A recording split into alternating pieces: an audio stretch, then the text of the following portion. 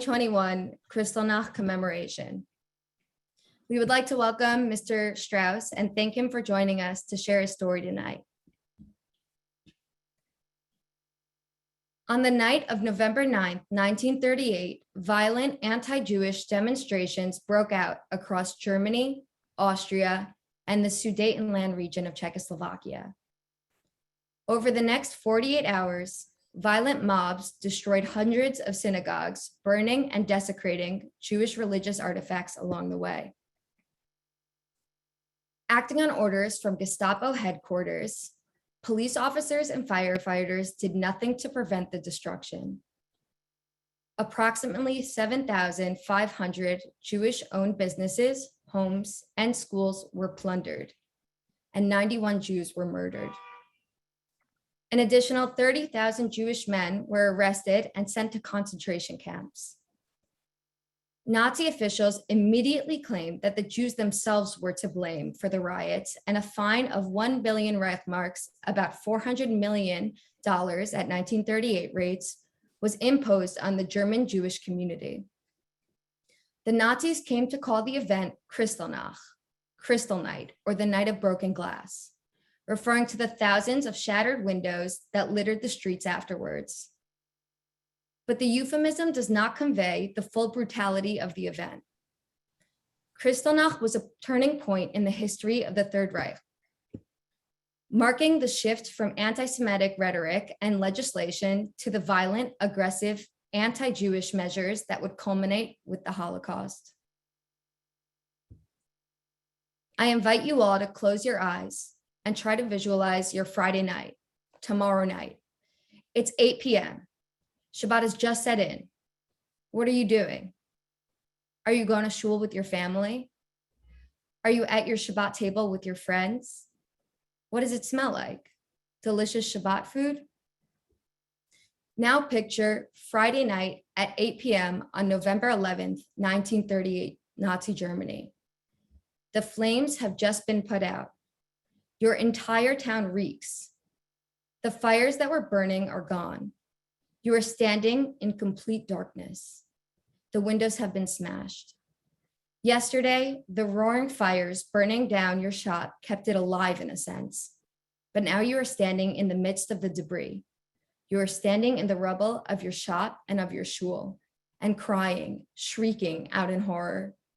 Your shul, the Torah you were supposed to read from tomorrow, is now in ashes.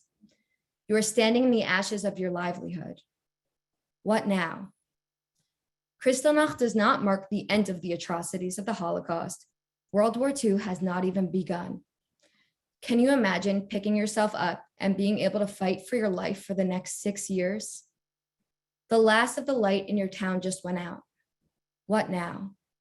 When will you get out of the darkness? Before I introduce Tova Rosenberg to speak about Names Not Numbers, I would like to just express my tremendous gratitude, our tremendous gratitude to Tova for making tonight possible. Good evening. Tell me a fact and I'll learn.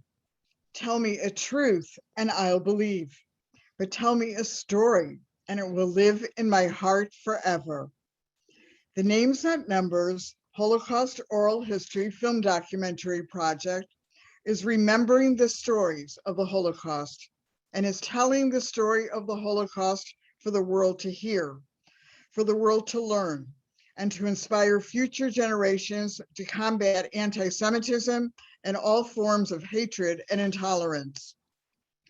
The personal story provides an opportunity for the students to come to know the face, the heart, and the spirit of an individual eyewitness.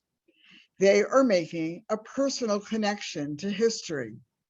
For the interviewees, it is not just telling their story, it is reliving it, and the students are reliving it with them. For the survivors, this is an opportunity to share their stories. It is their gift to the present and future. Names Not Numbers is in its 18th year, and over 7,000 students and 3,000 survivors and World War II veterans have participated in it worldwide.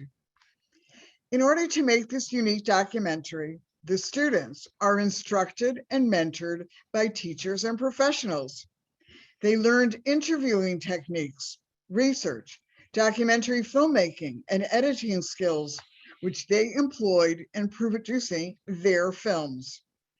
The students interviewed and filmed their survivors and then edited the 1.5-hour interviews in order to make them into 20-minute oral histories.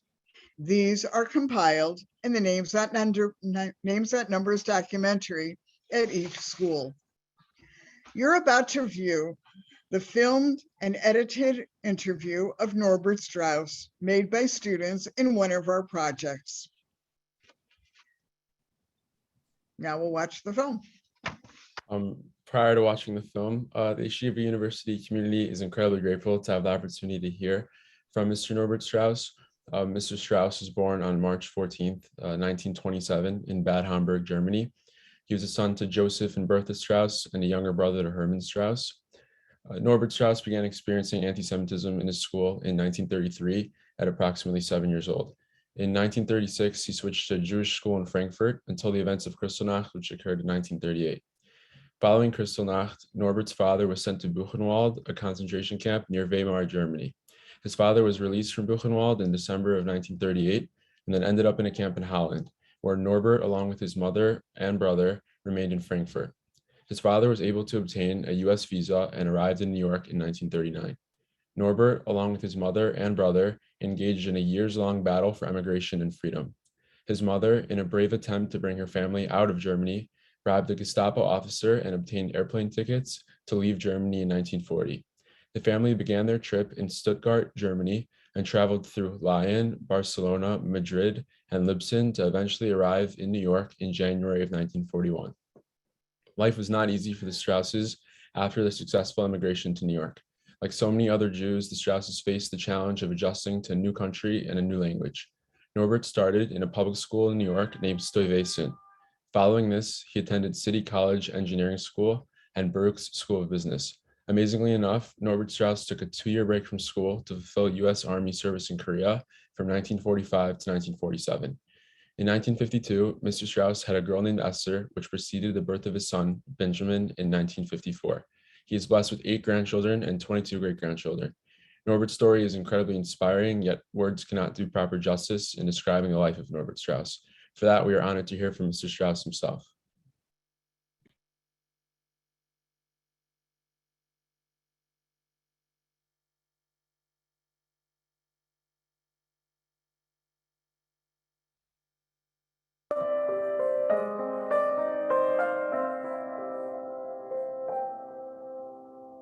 My name is Norbert Strauss. I was born in Bad Homburg, in a small town north of Frankfurt in Germany. I'm born March 14th, 1927. I have one older brother, 14 months older than myself, who was also born in the same city.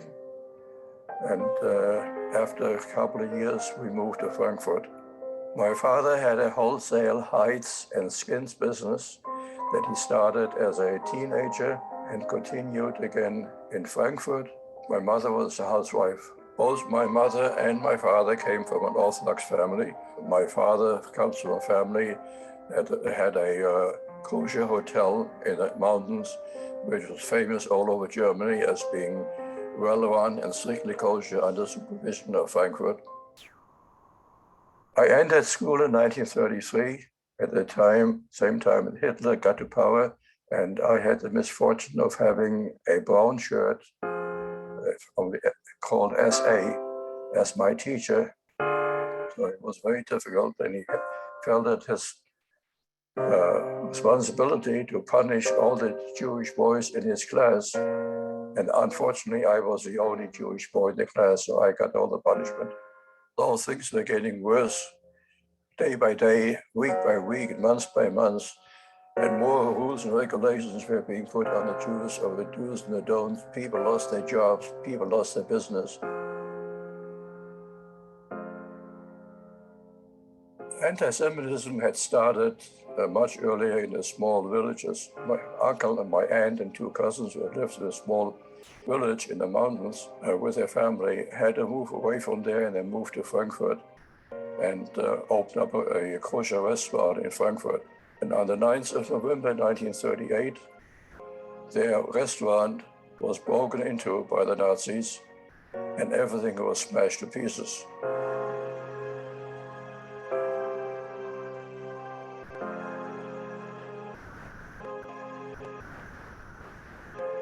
They lived in an apartment right adjoining to the restaurant, and after they finished smashing up everything in the restaurant, they broke into their apartment and broke everything up in the apartment to the extent that they couldn't live there anymore, and they moved in with us. In the middle of the night, we heard a loud bang on the door. My father got up, and there were two Nazis, two SS, and those are black shirts, and two policemen who told my father and my uncle, who were with us at the time, that everybody, every male above 16 years had to come with them. The only ones were my uncle and my father. Neither my cousin nor my brother nor I were 16 years old yet. So they quickly left without even taking their coats, and they were taken to a large hall, something like Madison Square Garden, where they were kept under terrible conditions. My mother realized that next morning that we had to go to school. We didn't know what had happened in the city. So my brother and I, we started going to school on a bicycle.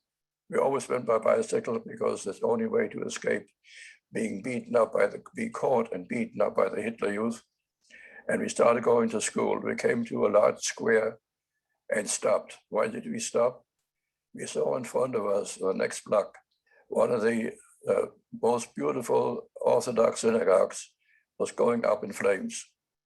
We didn't know what to do. We couldn't understand what was happening. We were just standing there when a man came over to us and told us, "Boys, you better go home." And we were able to tell my family and my uncle's family what we had seen, so that gave them a better idea as to what was happening in town. My mother realized that my father and my uncle had not even taken their winter coats with them, nor had they taken anything to eat. And she decided she was going to go there and bring them some sandwiches and their winter coats. And she asked me to come along. She called a taxi and we went to the big hall, and we stopped at a parking lot right outside the hall. There were thousands of Nazis screaming and shouting anti-Semitic slogans and trying to break into the hall where all the Jews or Jewish men were being kept. But fortunately, the police was there to stop anybody from breaking in. When they saw a Jewish mother and a boy coming out of the taxi, they turned around and started throwing stones at us as we were leaving the taxi. The driver had not left, so he said, "You better come with us, you can't do anything here." So we went back into the taxi, not having accomplished what we had come for. The only thing I remember was fear. All the Jewish men were transported to concentration camps by train. As soon as my mother realized where my father was in a Buchenwald concentration camp, she tried to find a way of getting my father out, and fully realizing that it was difficult, he had to comply with certain requirements. You had to have been a frontline soldier during the First World War. My father had been in the artillery, so that you could comply with. He had to sell his business for pennies on the dollar. He had to turn over all his life insurance policies to the state. He had to guarantee that he would be out of Germany within 6 months. After 4 weeks exactly, he came home. It was on a Friday night. And we saw him coming around the corner, and we could hardly recognize him. He had lost a lot of weight. He was dirty and disheveled. His hair was shorn completely on his head. He was not shaved, but he was home, and he was happy to be home, and tried to work immediately on a way of getting out of Germany. No country wanted to take Jews in, neither United States nor any other country. But he was able to buy a landing pass to Cuba, but only for himself and not for the family. And he went on a ship, St. Louis, with 937 Jews on board.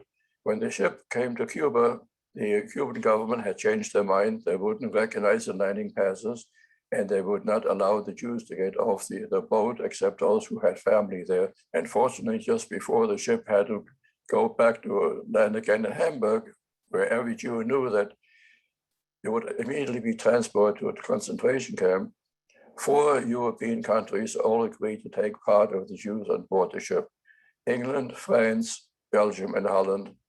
My father landed in Holland, was put into a camp in Holland. When my father was in the camp in Holland, we were still living in Frankfurt.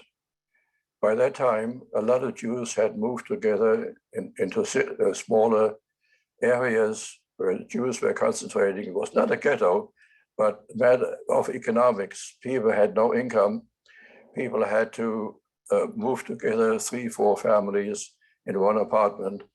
We were 4 families, all relatives, uncles, aunts, and cousins, living in one apartment in Frankfurt. The American government told all the consulates to start reducing the number of visas that were being given, because they didn't want the Jews or more immigrants coming to the United States. My father immediately wrote to my relatives in the United States to ask for more of an affidavit. But before he could even get an answer from them, he gets another postcard from the American consulate. Just a few words. It says, "Mr. Strauss, come and pick up your visa."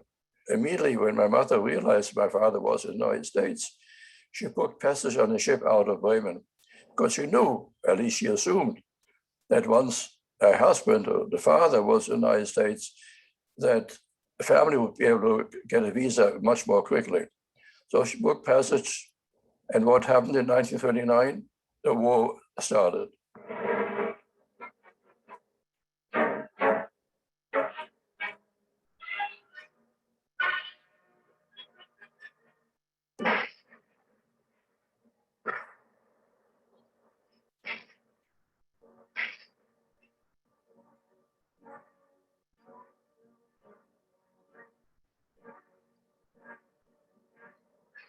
Shortly after the war was declared, the British started bombing the industrial areas outside of Frankfurt.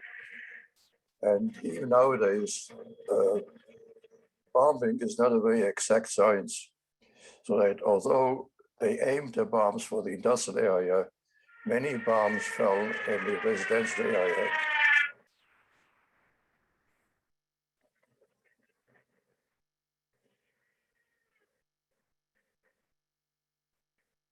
So whenever the air raid sirens sounded, we had to go into the air raid shelter, which actually was just the basement of the apartment house. We went into the shelter 82 times in 1939. We would sit there waiting for the all clear to sound. Fortunately, no buildings in our neighborhood were ever hit, but you had to go into the shelter whenever the air raid siren sounded. My bar mitzvah was in 1940, and to have a bar mitzvah without your father being present is something very difficult, as any boy can realize, and the girls do also, when you're bar mitzvah. Nobody in 1940 either had money or the inclination to buy presents. And there was no place really that you could buy anything, because Jews were not allowed to go to any stores. My main present that I valued very highly was a little bookmark, linen bookmark, that my teacher made for me, a teacher who taught me the Parsha. He wrote out my posuk, my birth date, my name, and he signed it himself, and it was everything in colored ink. All this time, my mother tried to find ways of getting out of Germany. The Nazis knew that sooner or later they would have to transport all the Jews to Poland, to a concentration camp. So they had no interest to help the Jews. There was a train, railroad train, once a month that the Germans allowed to leave Germany. And via France into Spain, the Jews were able to travel if they had a visa. And in Spain, the Jewish organizations like the Hayas took the Jews out of the train and sent them on to wherever they had a visa for. But we still didn't have a visa. And moreover, the train was booked for 6 months ahead. And we knew that in 6 months, we wouldn't be there anymore. We would be in concentration camp. So my mother had to go to the Gestapo every week. One day when she was at the Gestapo and reported to the officer where she lived, he said to her, if you have any money left, I can get you airplane tickets to fly out of Germany. So she didn't say yes, didn't say no, and just said, I will be back next week. She sat down with my uncles and aunts and talked about it. What should we do? Not doing anything will end you up in the concentration camp in any event. She said goodbye to all of us because we fully realized we would never see her, might never see her again. She went to the police. She gave the policeman the envelope with the cash, realizing that now that she has, quote, bribed the policeman, she could be arrested any minute. But nothing happened. He said, come back next week. The following week, she went back to the policeman, and he actually handed her an envelope with 3 airplane tickets to fly out of Munich, January 1940. Just like my father getting his visa when it wasn't due, we've always in the family considered it a Nes min Hashemayim. This also was a Nes that nobody had expected. Said goodbye to our relatives, none of whom we would ever see again. They would all be transported to a concentration camp later in 1940, and all would be killed. We arrived in Munich at the train station, and we are told that the airport is closed. There was a snowstorm. We couldn't go to a hotel. Jews were not allowed to go to a hotel. We couldn't even go to a restaurant or a grocery store and buy something to eat. We couldn't even go to the bench in a park and sit down. Jews were not allowed to do that. A uniformed railroad officer comes over to my mother and he says to her, what are you doing here? And my mother explained to the man, we just came from Frankfurt, we are Jews, we don't know where to go, the airport is closed. We don't know where we should be going. And he says to my mother, go to 2 platforms over. There's a train leaving there for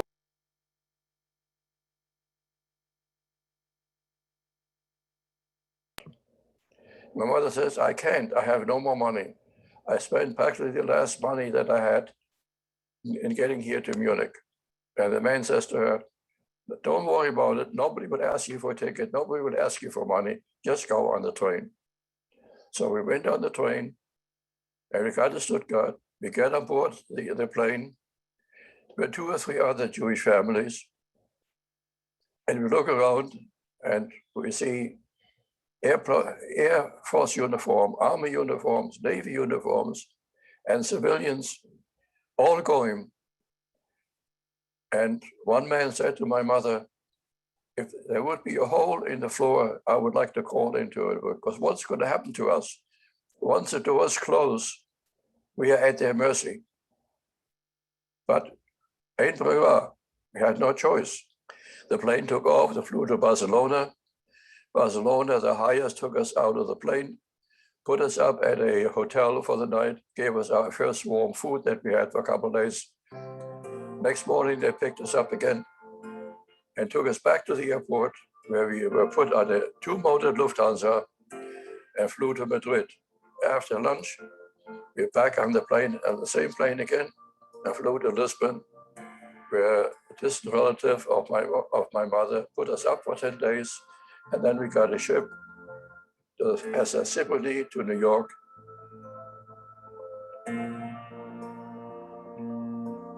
Where we were received by our father and other relatives.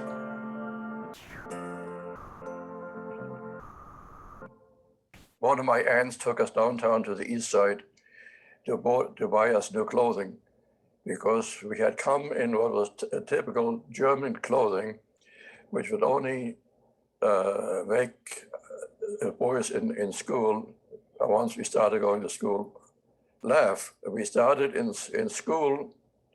My parents had an apartment, rented an apartment in 177th Street in Washington Heights. And the public school that I went to was just 2 blocks away. We were way ahead of the typical American student in mathematics, in science, in geography. So what we missed on language till we caught up, we made up by getting better grades in the other classes. That eventually I was able to skip from junior high school to high school. I was able to skip further in high school and didn't take the full semester in high school. Living like we did, although difficult, we were living, we were not in concentration camp. I do not accept the definition of myself as a survivor because of that. What gives survival the strength to carry on? I would say is bitochon. I believe in your religion. I believe in your family values. And I believe in Hashem. That, I think, gave the concentration camp inmates the strength, for those who had the strength, to continue and to survive wherever they could. What gives me strength now? My family, my religion. Unfortunately, I lost my son in 2004, but he left me with 4 beautiful children. My daughter, who lives just a couple of blocks away from us, also has 4 children, so I have 8 grandchildren. And those 8 grandchildren, all who are married, have blessed me with 28 great-grandchildren. That gives me the strength to continue. It's overwhelming to see so many Jewish students living in peace and quiet, studying what they want to study, being able to come to school every morning without fear of being beaten up. This is to your generation and all following generations is not to forget. We must remember what happened, because once my generation is gone, who will tell our story? And that is the reason why over the years I have spoken in schools and synagogues and social clubs.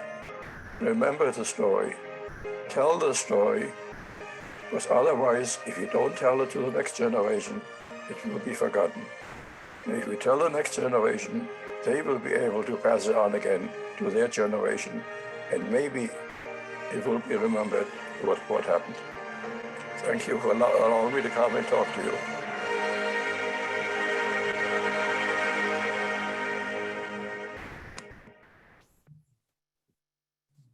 Wow.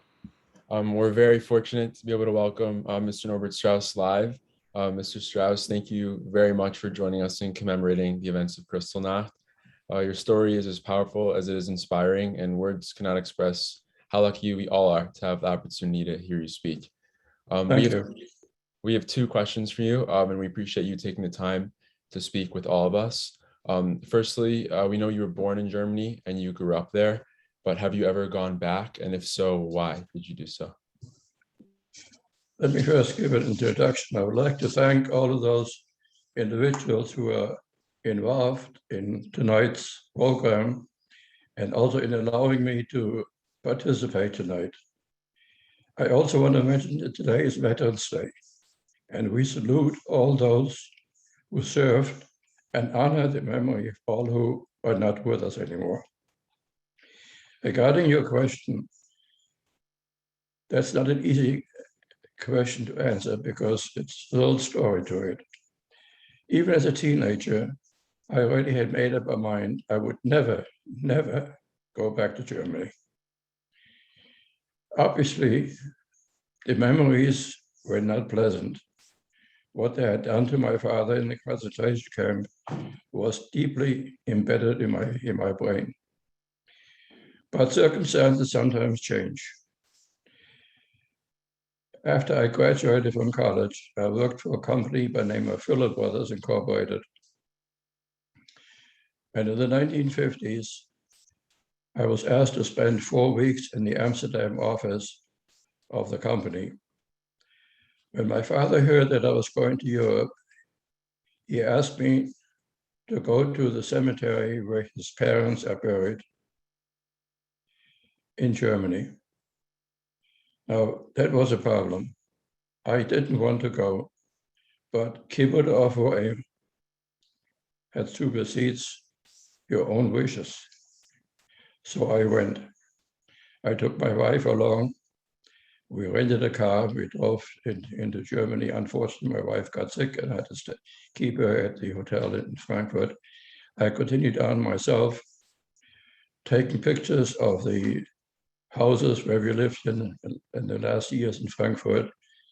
Then drove to Bad Homburg, where I was born, and took pictures of the houses there. And then drove to my father's hometown, Schmitten, in the Taunus Mountains, a small village where his father had started a kosher hotel. And I got directions to where the Jewish cemetery is. And fortunately, I had rented a small Volkswagen because no regular car would have been able to climb up those narrow paths. I came to the cemetery and was amazed at the good condition of the cemetery. The grass was cut. There were no fallen trees. There were no fallen stones. The cemetery was fenced. There was a door, but I had the key for the lock. And I took pictures for my father. And I had accomplished what I came for. I went back, picked up my wife, and I decided to make it a partial business visit, so it's not only a pleasure.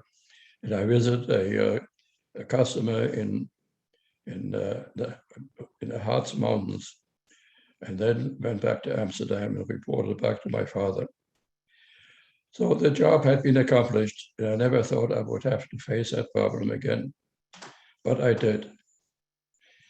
The city of Frankfurt, like in many other large cities, was inviting former residents of the city to come to Frankfurt on an all-expense-paid 2-week trip with a wife. Some of the meals would be kosher, some would not be. But there was a kosher restaurant in Frankfurt. But I did not want to go. But several of my friends, including my best friend, Rabbi Osher Hirsch, who had gone and come back, he said, "You have to go. It's a mitzvah to go." So I went to my Rabbi Genack, and I asked him, I told him, I don't want to go, but everybody tells me I have to go. And I told him what would be happening. And he said, if you can arrange to speak to students, not Jewish students, Gentile students, college students, high school students, and tell them your story, then you must go. Because hearing your story from your own mouth, instead of just reading in a book, is worth all the expense and trouble of going. So I went. I spoke 4 times my Holocaust story in 3 different cities. And when I came back, I did not regret that I had decided to go. And so subsequently, when I had to go on a business trip, I never wanted to stay in Germany overnight. If I had to go to Germany on business, if I was in the northern Germany area, I would stay in Amsterdam overnight. If I was in the southern German area, I would stay in the Swiss office of the company in Zug and go in Germany and do my business and go back for a night again to stay outside of Germany. That is what happened for my trips to Germany.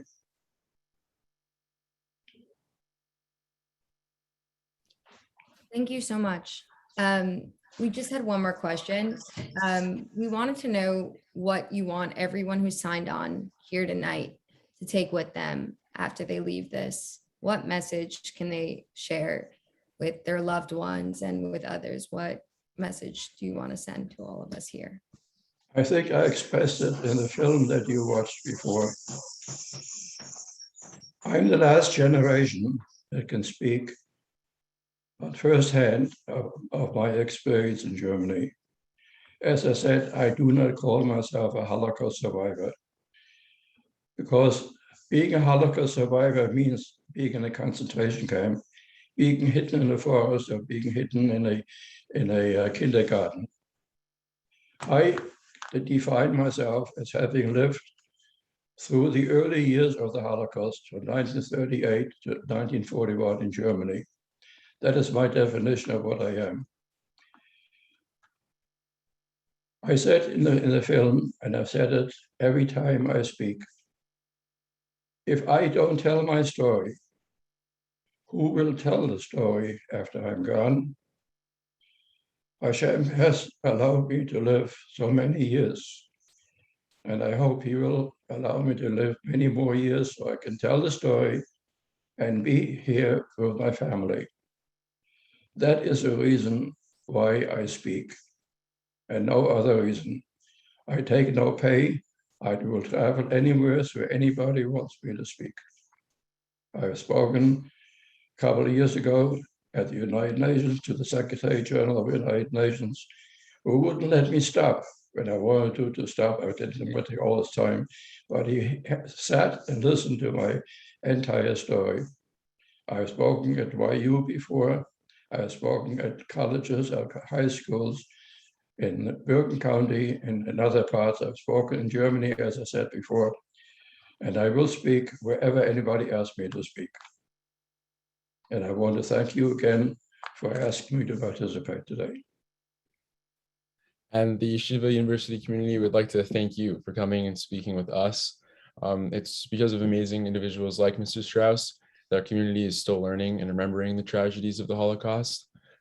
Additionally, we would like to thank Tove Rosenberg from Yeshiva University High School's MTA and Central, and the founder of the Oral History Film Project, Names Not Numbers. She was very helpful in just creating this whole thing. And also Dr. Ronnie Perelis, director of the Rabbi Arthur Schneier Program for International Affairs at Yeshiva University. Alana Murley, Fish Center Coordinator, for help of all of her support behind the scenes. And most importantly, Dr. Shay Pilnick, director of the Yeshiva University Emil A. and Jenny Fish Holocaust and Genocide Study Center. He's really responsible for this whole event, and without him, this never would have happened. So really thank you to everyone the sponsors, everyone who participated, and Mr. Strauss. And thank you all for coming. This concludes our commemoration of Kristallnacht. Thank you for joining us and for your dedication to Holocaust remembrance and education. You're quite welcome. My pleasure, my obligation.